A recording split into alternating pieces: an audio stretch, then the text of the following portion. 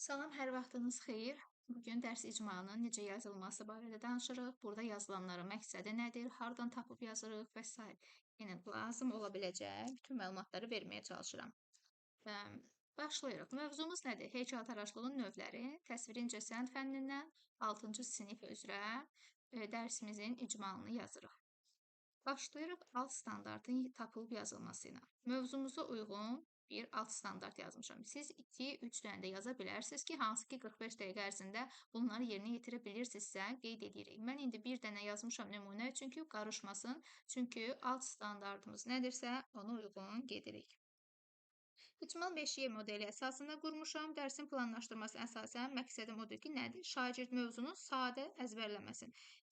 Heykəltaraşlıq nümunələrindən, xüsusiyyətlərinə görə fərqləndirsin, müqayisə etsin, öz fikrini desin. Bax, budur. Deməli, icmaldakı alt standartımız 1-2-1 təsviri sənətin növ və janrlarını xarakteri xüsusiyyətinə görə şərh edir götürülür. Bunu gəlin əvvəl baxım ki, bunu hardan çıxar? Bu 1, 2, 1 yazılan nədir?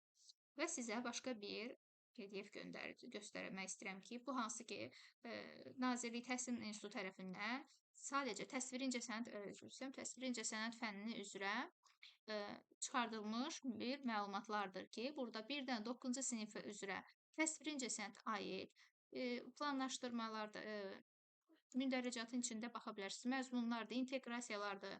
Yəni, dərsimizin, təsviri incəsənətin məqsədi nədir, vəzifəsi nədir, predmeti nədir? Bax, bu mövzuları internetdən araşdıra da bilərsiniz, amma özünüz elə hazır buradan da oxuya bilərsiniz. Bu 2013-ün düzdür, nəşridir, Səbət 2013 olmalıdır.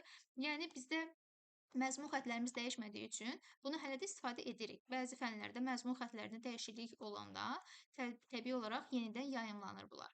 Və ümumi təhsilin nəticəsi, pillələri haqqında hər pillədə təsviri incəsənət nəyi keçir şagirdə, nəyi öyrədir, məzmun xətlərimiz hansıdır və bu məzmun xətlərin hərəsinin özündə məqsədi nədir, nəyi öyrədir şagirdlərə, bax, o haqqında da məlumatlar çox gözəl, geniş verilib. Yəni, əlavə yerləri axtarmaya ehtiyac yoxdur. Elə Nazirliyin yaydığı bu PDF formasını yükləyib oxuya bilərsiniz. İstəsəniz bunu göndərərəm, digər qruplara göndərmişəm. Və bu formada. İndi burada məsələn çoxdur. İndi özünüz baxıb oxuyarsınız və hər sinif üzrə də gördüyünüz kimi sizin üçün sadə formada yazılı göndərib. Düzdür, bunlar metodik vəsaitdə var. Sadəcə bu hissələr.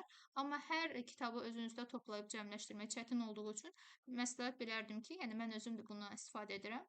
Elə bunu yanınızda daşıyın, bəs eləyir sizə. Deməli, mən 6-cı sinifdə götürmüşəm. 6-cı sinifdən məzmun 3 xəttimiz vardı. 3 məzmun xəttimiz. Cəmiyyət və təsviri incəsənət bizim birinci məzmun xəttimizdir. Biraz böyüdək bunu. Və mən birinci məzmun xəttimi götürmüşəm. Baxın, buradakı birinci məzmun xəttimi göstərir mənə. Bunu götürdüm. Bu mənim nəyimdir? Məzmun xəttim. Bu məzmun xəttimin tərkibində 3 dənə, baxın, 1, 2 və 3 dənə əsas standart var. Bunlar nədir? Əsas standartlar. Baxın, hardan çıxdı bu əsas standart? Budur. Yəni, tapa bilmirsinizsə. Bax, bu əsas standart budur. Yəni, bu hər məzmun xəttində fərqlidir. Birində 2-dir, birində 3-dür. Yəni, baxın, görürsünüz, 3-cü məzmun estetik reaksiyada 3-cü məzmun xəttimin bir əsas standartı var, 2 alt standartı var. Məsələn, bunda da 3 əsas standart var və hərəsinin də alt standartının da təbii ki, fərqlidir. Məsələn, birinci əsas standartda bir dənə alt standart var, ikincisində 2 dənədir, üçüncüsündə 1 dənədir və s. Deməli, bildiniz ki, bu birinci bir hansıdır? Cəmiyyətdir və mən sonra ikinci bu nömrə nədir? Əsas standartım. Yəni, bu 1 yox, bu ikinci mənə lazımdır. 1.2, yəni sonuncu rəqəmlərə baxın. Təsviri və dekorativ sənətin növ janrına aid bilik və bacarıqlar nümayiş etdirir. Mənə lazım olan budur. 2-ni qeyd etdim burada. Üçüncü rəqəmim nədir? 1-dir. 1-dir. Düzəldim. 1. Bu 1 hansıdır? Bu əsas standartın 2 dənə alt standartı var. Baxın, 1 və 2. Bunlar alt standartdır. Yəni, mən burada bunu götürmüşəm. Təsviri sənətin növ janrını xarakter xüsusiyyətə görə şərh edir. Yəni, mötərizədə yaza bilərsiniz ki, hansını istəyirsinizsə, hansını istifadə edəcəksinizsə, misal üçün, onu qeyd edə də bilərsiniz. Yəni, bu alt standart hardan çıxdı? Bu qədər geniş düzdür, orada izah etməyəsiniz. Sizə izah üçün bunu deyirəm ki, yəni fikrinizdə olsun ki, bu alt standartı hardan tapdınız, çıxartdınız, bu nömrələr nədir? Bu belə. Təlim nəticəsi standartlardan çıxarırıq yenə. Dərsin sonunda burada şagird, məsələn, birinci heykəltaraşlığın əsas növlərini, onların səciyyəvi xüsusiyyətlərini əsasən ayırır. İkincidə dəyirmi heykəltaraşlıq, relyef nümunələrini müqayisə edirsə, üçüncüdə təqdim olunan heykəltaraşlıq nümunəsinin növünü müəyyənləşdirir, fikrini əsaslandırır. Burada diqqət etdiyim əsas məsələ təlim nəticəsində istifadə etdiyim feillərdir. Baxın, yəni feil nə idi? Azərbaycan dilinə keçmişəm. Cümlənin sonunda istifadə olunan xəbərlər, yəni feil, bax bunları deyirəm də. Feil deyəndə budur. Burada nədir? Ayırır, əsasən ayırır, müqayisə eləyir, müqayisə edir. Fikrini əsaslandırır, əsaslandırmaq. Yəni, bunlar feildir. Bu feillər də şagirdə fəaliyyətini müşahidə edir, qiymətləndirir. Yəni biz statik feil yox, yəni statik yox, dinamik, hərəkətli ayırdı, müqayisə etdi, əsaslandırdı kimi dinamik dediyim kimi feillərdən istifadə etməliyik. Təlim nəticələri də müəyyən etdikdən sonra neynirəm? Həmin nəticəyə uyğun, baxın, alt standartımı seçdim, zəncirvaridir. Alt standartıma uyğun təlim nəticələrimi seçdim ki, hansı ki, dərsin sonunda şagirdlər bunları yiyələnməlidir. Bunu da seçəndən sonra təlim nəticələri müəyyən etdikdən sonra həmin bu nəticəyə uyğun da qiymətləndirmə meyarlarımı seçirəm. Yenə heykəltaraşlıq nümunələrini xarakterik əlamətinə görə fərqləndirir, dəyirmi heykəltaraşlıq relyefi əsas xüsusiyyətini müqayisə eləyir və yaxud da nümunənin hansısa növünə aid olduğunu, məsələn, göstərirəm şu nümunələr müəyyənləşdirir, cavabını əsaslandırır. Bunlar meyarımdır. Yəni, mən şagirdi təsadüfi şəkildə qiymətləndirmirəm, əvvəlcə təlim nəticəsi müəyyən edirəm, sonra həmin nəticəyə uyğun meyar seçirəm. Bax, bu formadadır. Keçdik aşağıya. Meyarları müəyyən etdikdən sonra şagirdin həmin meyar üzrə nailiyyət səviyyəsini də ayıra bilərəm. Burada səviyyə sadəcə zəif, orta, yaxşı, əla kimi yazmırıq da təbii olaraq. İndi bunlardan danışacağam. Təbii ki, inteqrasiyamız var. İnteqrasiyanı məsələn, mən burada fənlər arası inteqrasiyanı istifadə etmişəm. Azərbaycan tarixi, texnologiya. Özünüz üçün qeyd apara bilərsiniz ki, orada danışanda soruşsalar ki, texnologiya deyirsiniz. Bu fən, bu mövzunun texnologiya nə aidiyyatı? Yəni, biz texnologiyada o deməkdir, plastilin və cilddən istifadə edəcəksinizsə, əgər bugün həmin o dərs sinifdə, o dərsdə, deməli, texnologiya inteqrasiyasını istifadə edə bilərsiniz və yaxud da etməyib, sadəcə tarixə inteqrasiya edə bilərsiniz. Burada da təbii ki, tarixi şəxslərimizin o qədər heykəlləri var ki, onlar haqqında danışmaq, onların heykəllərini nümunə aparmaq, bu da tarixə, Azərbaycan tarixinə inteqrasiyadır və s. Yəni, burada inteqrasiyanı hansını istifadə edəcəksinizsə, onu yaza bilirik. Təbii ki, iş formalarını qeyd edirik. Hansını istifadə edəcəksinizsə, onun adını çəkə bilərsiniz. Onun haqqında məlumatınız olsun ki, soruşa bilsələr, biləndə danışarsınız. Artıq bunlar haqqında çox danışmısınız.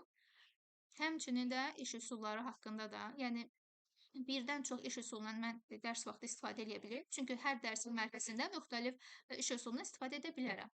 Yəni burada çox ehtiyac yoxdur yazmağa. Kifayətdir, 4 dənə kifayət qədər məsələn burada nümunə vermişəm.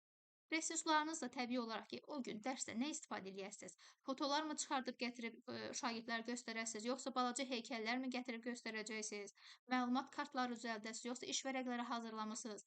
Lövhədəmi nəsə yazasınız, yoxsa plastilin və gildən nəsə düzəldib gətirmisinizmi? Yəni bax, bunlar artıq sizin o gün dərsdə gətirib bu şagirdlərə nəyi göstərəcəksiniz? Onlar və yaxud da nə gətirib istifadə etməlidirlər, məsələn, onları qeyd edirsiniz ki, bunlar resursdur. Sizin əlinizdə olan, şagirdin istifadə etdiyi, sizin istifadə etdiyiniz məlumatdır.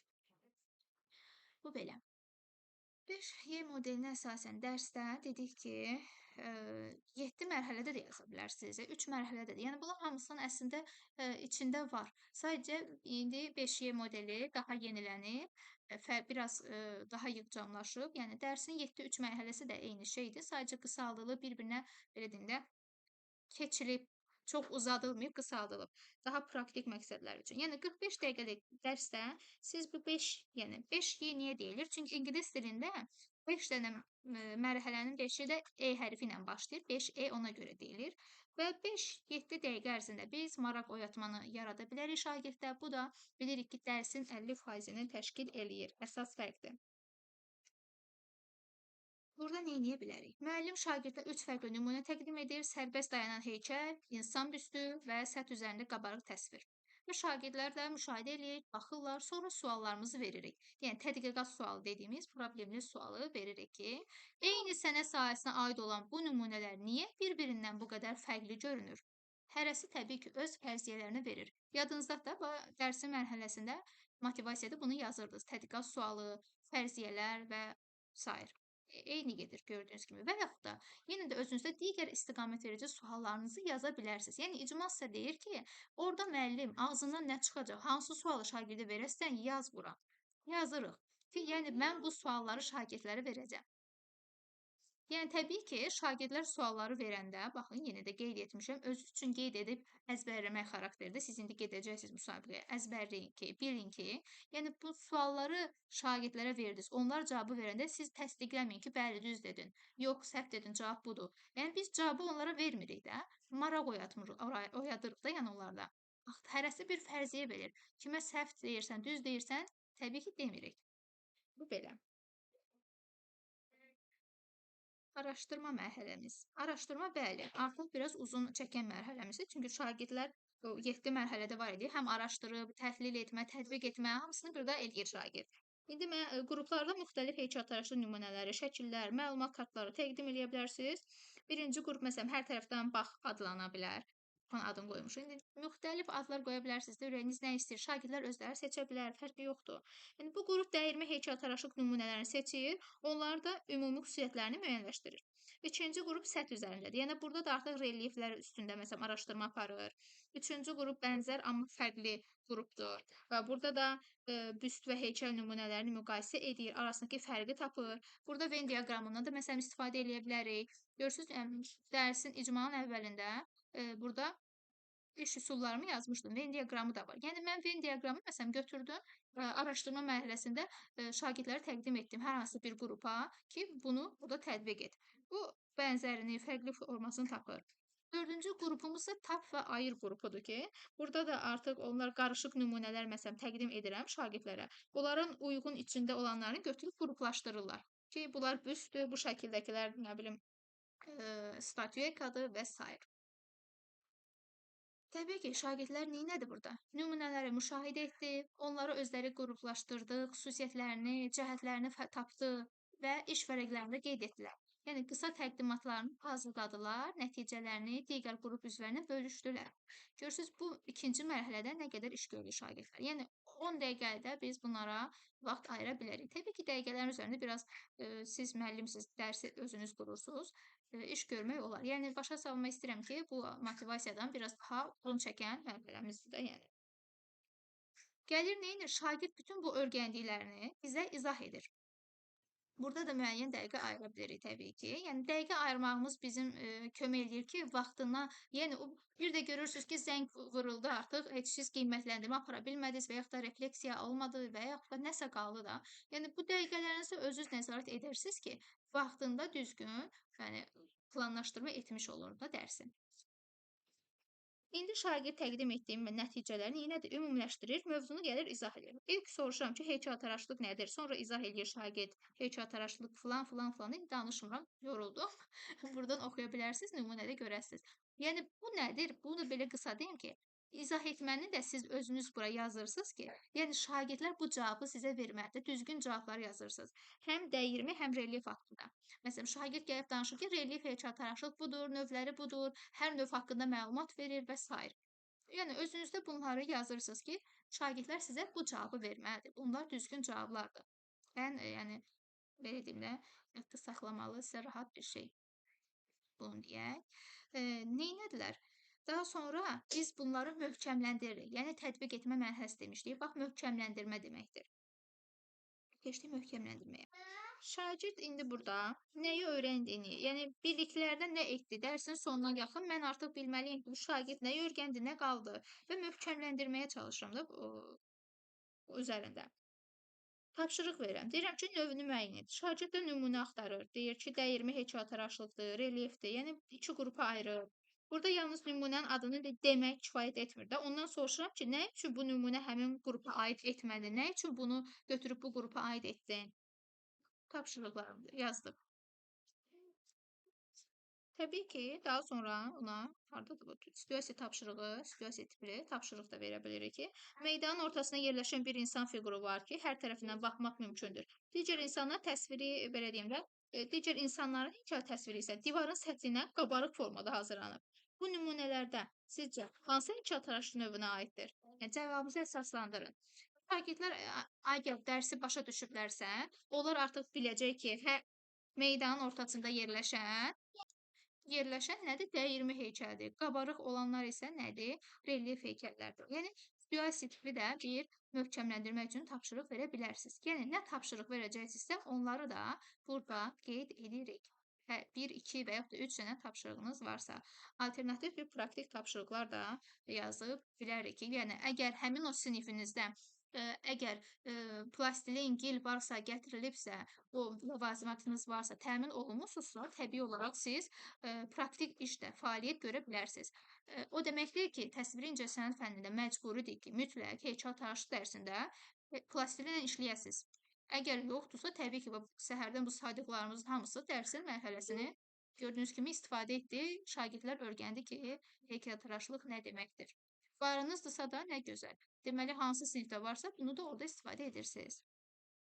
Yenə ən sonda, dərsin sonunda təlim nəticələrinə nə dərəcədə bu şagirdlər nail oldu, bax onu qiymətləndiririk. Təbii ki, suallar veririk şagirdlərə. Heykəltaraşın əsas növlərini sadala. Dəyirmi heykəltaraşın əsas xüsusiyyəti nədir? Və yaxud da relyef dəyirmi heykəltaraşını fərqləndirən əsas cəhət nə oldu? Və s. Yəni bu mövzularımızı da, qiymətləndirmə mövzularımızı da baxın qeyd edirik. Təbii ki, indi nə edirik? Refleksiyalarımız var. Dərsin sonunda şagirdə qısa bir refleksiya verirəm. Ondan cümlələrin məsələn tamamlamasını istəyə bilərəm. Mən deyirəm ki, bu dərsdən əvvəl bilirdim ki, şagird tamamlayır bunu. Bu dərsdən əvvəl məsələn, daha doğrusu bilmirdim ki, məsələn, yarıya qədər insanın rəsmi büst adlanır və s. Yəni cümlənin kökünü verirəm, ardını tamamlayır. Bunları yazıb bilərlər, şifahi formada eləyə bilərsiniz. Dərsin sonunda qısa, yəni formada, çox uzun getmir. Və sonda nə edirik? Biz konstruktiv rəy veririk artıq. Artıq o səviyyəli, belə deyim də, səviyyə ilə nömrələr, rəqəmlər yazılmır. Konstruktiv rəylər verməliyik. Dərsin sonunda şagirdin fəaliyyətinə uyğun verməliyəm bunu. Məsələn, heykəltaraşlıq nümunələrinə əsasən xüsusiyyətləri düzgün müəyyənləşdirmisən və onlara uyğun növlərini fərqləndirmisən. Afərin. Cavablarını konkret sənət növlərini ilə əsaslandırsaq, mövzu üzrə fikirlərini daha dolğun ifadə edə bilsən, daha da yaxşı olar. Misal üçün. Neynədir? Ümumi rəy var, yəni hamıya verə bilərəm və yaxud da biz verilən o bizim 4 səviyyəmiz var ki, birinci, ikinci, üçüncü, dördüncü də yaza bilərsiniz. Özünüz üçün zəif, yaxşı, orta, kafi, yəni bu sözlərə o qədər fikir verməyin. Yəni əsas məsələm nədir? Konstruktiv rəyimi mən nə etməliyəm? Səviyyələrə uyğun yazmalıyam. O 4 dənə səviyyəmə uyğun konstruktiv rəylərim var. Yəni ki, mən bir dənə rəy yazıb, o rəyi, məsələn, ümumi rəy deyirəm, amma bu rəyi mən həm zəif şagirdə, həm də çox güclü şagirdə verə bilmərəm. Təbii ki, hər kəsin özünə uyğun verilməlidir. Belə, burada məqsədim nədir? Məqsədim, məsələn, zəif şagirdə mən rəyi elə verməliyəm ki, bunu nisbətən bir pillə, məsələn, birinci səviyyədəki şagird ikinci səviyyəyə çıxarda bilim və yaxud üçüncü səviyyəyə çıxarda bilim. Yəni, gələcəyə yönəlmiş inkişaf etdirici rəy verirəm ki, şagirdə, o səhvini bilib, onun üzərində işləyə bilsin. Əgər səhvini bilməsə bu şagird, mənim rəyimin heç bir mənası olmayacaq. Rəyimi düzgün vermirəmsə əgər şagirdə. O rəy, mənim verdiyim rəyə əsasən səhvi üzərində işləyəcək. Gələcək dərsdə artıq zəif şagird yox, bəlkə orta səviyyəli şagird qiymətləndirilməsindən istifadə eləyəcək və s. Bu formada danışırıq. İcmalımız bu qədər. Yəni, nə etdik? Gəlin, qısa bir konkret keçirik üstünə. Gəlin, baxaq. Nə etdik? Əvvəlcə standartı çıxış etdim, çıxartdım. Dərsin təlim nəticəsini müəyyənləşdirdim. Təlim nəticəsinə uyğun qiymətləndirmə meyarı seçdim. Həmin meyar üzrə şagird nailiyyətini sadədən mürəkkəbə doğru səviyyələndirdik 1-dən 4-ə qədər. Dərs zamanı şagirdin real fəaliyyətini müşahidə edib və nəticəyə uyğun formativ qiymətləndirmə apardım. Şagird isə onu nəyi düzgün etdiyini, necə inkişaf etdirə biləcəyini göstərən və konstruktiv bir rəy verdim. Yəni bir-biri ilə hamısı əlaqəlidir. Yəni sırayla bu formada, ən qısa formada danışa bilərik. Mhm. Deməli, biz danışdıq təlim nəticəsindən, standartları hardan tapdıq, meyarı necə çıxartdıq, düzdür? Qiymətləndirmə səviyyələrimiz də var idi, bilirik onları. İndi bu qiymətləndirmə səviyyəsi zəif, orta, yaxşı, əladır kimi yazıram. Hə, şagird həmin meyar üzrə nə edə bildiyini göstərirəm. Səviyyələri sadədən mürəkkəbə doğru qururam. Bunlarda da taksonomiyanın məntiqindən istifadə edirəm. Yəni belə yadda saxlayın da. Birinci səviyyə nə deməkdir? Xatırlama. Yəni taksonomiyanın səviyyələri var. Xatırlama nədir? Yəni ən zəif şagird belə, misal üçün, gəlib təsviri incəsənət dərsini oxuyub, burada hardadır bunlar? Heykəltaraşlığın məsələn növlərindən danışırıq. Büstün adını çəkdi və yaxud da hər hansı birinin adını gəlib çəkdi. Korsun adını çəkdi. Heykəltaraşlıq qrupunun adını çəkdi. Yəni xatırlayır da, adlarını bilir. Baxıb əzbərləyirsə, ən aşağı məsələn qiymət alan belə deyim, şagird hesab olunur da, birinci səviyyəyə uyğun. Budur. İkinci səviyyə məsələn anlayır. Artıq bilir ki, məsələn, heykəl qrupunun içinə məsələn, bu heykəl şəkildəki əsasən bu heykəl qrupunun içinə daxil olunar və yaxud da bunun içində bu heykələ tors aiddir. Anlayır. Üçüncüdə nə edir? Artıq daha mürəkkəb tətbiq eləyir, müqayisə eləyir, təhlil eləyir. Həm refleksiyamızı da buna uyğun veririk, həm qiymətləndirmemiz də buna uyğundur. Və səviyyələr budur. Dördüncü səviyyədə bundan da ən yüksək səviyyədir ki, hansı ki düşünüb, qiymətləndirə bilir özü və əsaslandırma aparıb, hətta yarada bilir. Yəni biz taksonomiyanın mərhələsində bax burada istifadə edirik. Və sair. Başqa nə danışa bilərik burdan ki, sizə rahat olsun? Yəni sizin səviyyələrinizə uyğun, mütləq səviyyələrə uyğun konstruktiv rəylər çıxardın, hazır yazın. O səviyyələrinizi də bir-bir yazıb köçürdə bilərsiniz istəsəniz. Yəni əsas konstruktiv rəylərinizi yazıb bunları öyrənin ki, axır vaxtlar yəni soruşulur ki, çox vaxt konstruktiv rəylər soruşulur və səviyyələrə uyğun. İndi mən burada belə yazmışam, çaşdırmayın özünüzü. Məsələn qoyaq bura. Bir yazılmaq olmadı. Məsələn, birinci səviyyə, ikinci səviyyə, məsələn, belə yazmırıq. İkinci səviyyə yazırıq. Və yaxud da birinci səviyyə yazırıq. Yəni, bu eynidir. Yəni, nömrələrlə də yaza bilərsiniz, Rum rəqəmləri ilə də yazmaq olur. İndi yaza bilmədim burada. Və yaxud da sözlərlə də yaza bilirsiniz. Yəni, məqsəd eynidir və bu səviyyələrimizə uyğun çıxartmışam mən konstruktiv rəyi. Yəni burada sadəcə afərin yazırdıq, afərin, çox yaxşı, bu gün əla işlədin kimi konstruktiv rəy vermirik şagirdə. Gördüyünüz kimi gələcəyə yönəlmiş rəy verirəm ki, şagird bilsin ki, burada nədir. Yəni formativ qiymətləndirmə ilə konstruktiv rəyi qarışdırırdınız. Burada bir məsələni xüsusi qeyd edim ki, formativ qiymətləndirmə və konstruktiv rəy eyni anlayış deyil. Yəni biz deyirik ki, konstruktiv rəy formativ qiymətləndirmənin tərkib hissəsidir. Baxın, bir dəfə də bu PDF-i gedib çıxacağam, hansı ki, sizə dediyim ki, Təhsil İnstitutunun 2024-cü ildə də formativ qiymətləndirməsi yəni vəsait çıxardıb da, metodik vəsait çıxardıb. Bu metodik vəsaitdə də siz qiymətləndirmə nədir, meyarı nədir, prinsipi nədir, bunu hər şey haqqında oxuya bilərsiniz. Yəni onsuz da müsabiqədə sizdən soruşulur ki, inkişaf etdirmək üçün öz-özünüzə nə oxuyursunuz, hardan məlumat alırsınız? Yəni Təhsil İnstitutunun da səhifələrində, Təhsil Nazirliyinin səhifələrində tez-tez məlumatlar paylaşılır. Ən sonda məsələn, Təhsil İnstitutu 2024-cü ildə paylaşdığı, baxın, qiymətləndirmə haqqında bütün məlumatlardır. Rəy nədir, nə deməkdir, strategiyaları hamısını istəsəniz buradan da oxuya bilərsiniz. Araşdırıb tapa da bilərsiniz. Bunu istəsəniz mən sizə göndərərəm. Yəni bütün bunlara baxın buradan baxa bilirsiniz. Nə deyirdik? Formativ qiymətləndirmə nə idi? Şagirdin öyrənmə prosesini, fəaliyyətini izləyir, onun nailiyyətini, çətinliyini müəyyən edir və təlim burada ona uyğun belə də tənzimləyirəm. Konstruktiv rəy isə həmin proses zamanı şagirdə inkişaf etdirici məlumat verməkdir. Formativ qiymətlənmə nədir? Prosesdir. Prosesdə nə edir? Yazıram. Amma meyar nədir? Nəyi qiymətləndirməyimi göstərirəm? Səviyyə nədir? Şagird həmin meyar üzrə nailiyyətini, dərəcəsini göstərirəm. Konstruktiv rəydə isə şagirdin inkişafı üçün istiqamət verirəm. Bu inkişafı üçün istiqamətdir. Bu konstruktiv rəyi səhv anlamayın. Gündəlikdə və soruşmuşdunuz. Bəli, icmalda yazdığım bütün məlumatları gündəliyə köçürmürəm. Dərs zamanı mən şagirdin real fəaliyyətini müşahidə edirəm. Məsələn, şagird heykəltaraşlıq nümunəni düzgün tapa bildi. Amma barelyeflə qorelyef arasındakı fərqi izah edə bilmirəm. O formada. Məsələn, mən formativ qiymətləndirmə zamanı bu nəticəni nəzərə alıram ki, şagirdə uyğun bir rəy verirəm. Deməli, taksonomiyanın fe'lini gündəliyə ayrıca yazmaq, yəni məqsəd deyil buradakı, ancaq onu yazın. Taksonomiya fe'lləri daha çox təlimin nəticəsini, qiymətləndirmə tapşırığını hazırlamasına mənə kömək eləyir. İzah etmə, fərqləndirmə, müqayisə etmə bu sözləri soruşursunuz. Bu kimi fe'llər şagirdin hansı fəaliyyətini yerinə yetirməli olduğunu göstərir.